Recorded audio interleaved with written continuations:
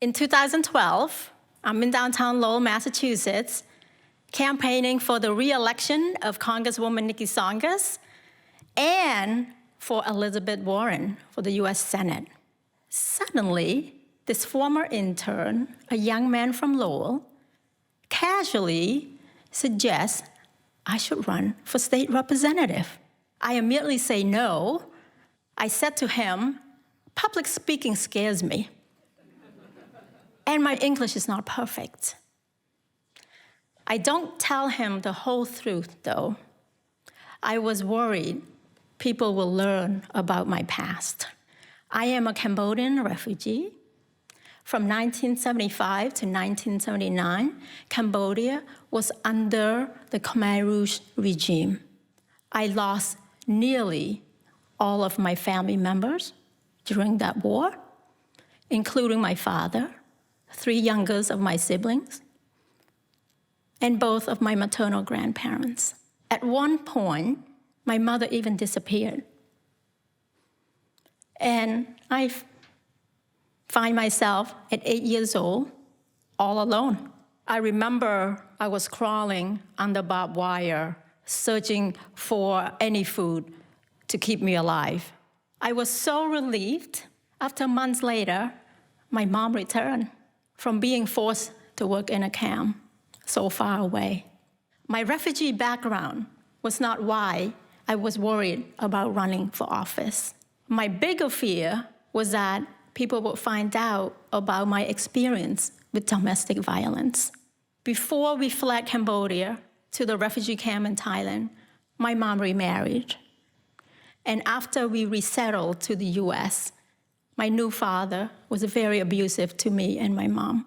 I watched him beat her often.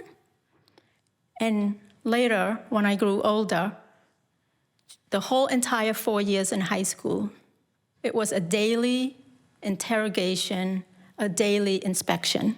He would check my backpack, my notebooks, inspect my clothes. He would check my closet in my bedroom. I was not allowed to have friends. The only time I was allowed to go anywhere was just go to school and with him. If he caught any boys talk to me, even on the street or down the street at a laundromat, he would hit me right then and there. And people just watched. Nobody did a thing. And so one night, I left home and moved in with a nice woman I come to know in the neighborhood. And eventually, I met a man and fell in love. And I thought he was my escape from the abuse. Unfortunately, I was wrong. He turned out to be just as horrific. For years, he abused me. Even when I managed to escape with our daughter, he stalked me, harassed me, threatened me. He would show up at my work, and I had to keep switching jobs, many jobs. And even when I managed to escape the abuse, he followed me for the next 25 years at all my various jobs. And on the worst day, he broke into my friend's house where my daughter and I were staying and hid in a closet.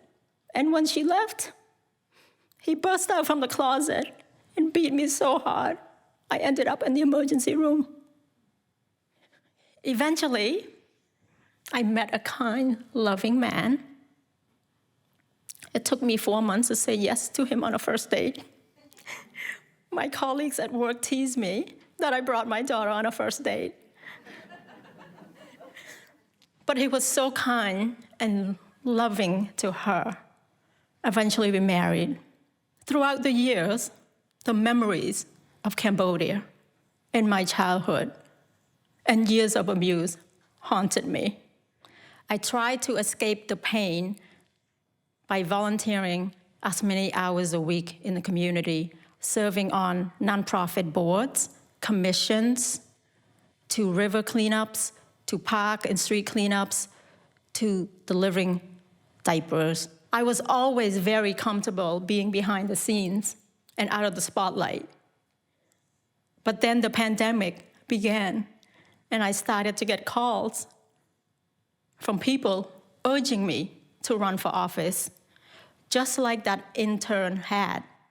As I was out and about in the community delivering food and diapers, I witnessed and heard story after story of people struggling with food, with housing, with safety.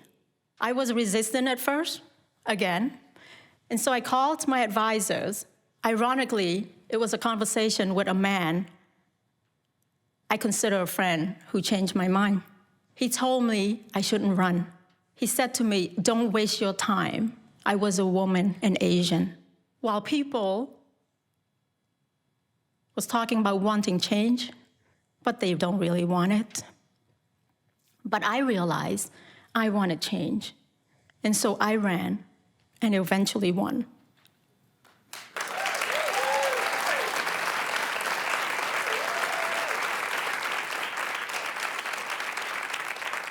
It's been 2 years since that night, and quite a journey with many challenges. But there was one moment that I will never forget. It was when I was standing inside Lowell City Hall at a white ribbon ceremony to raise awareness about domestic violence, telling my story for the first time to people who had known me for years. I was scared I would be judged if people knew my past. But this hasn't been the case. Instead, I have only expanded my community and now focus mostly on the future and hope that our children today will understand that our past don't have to be our future. Thank you.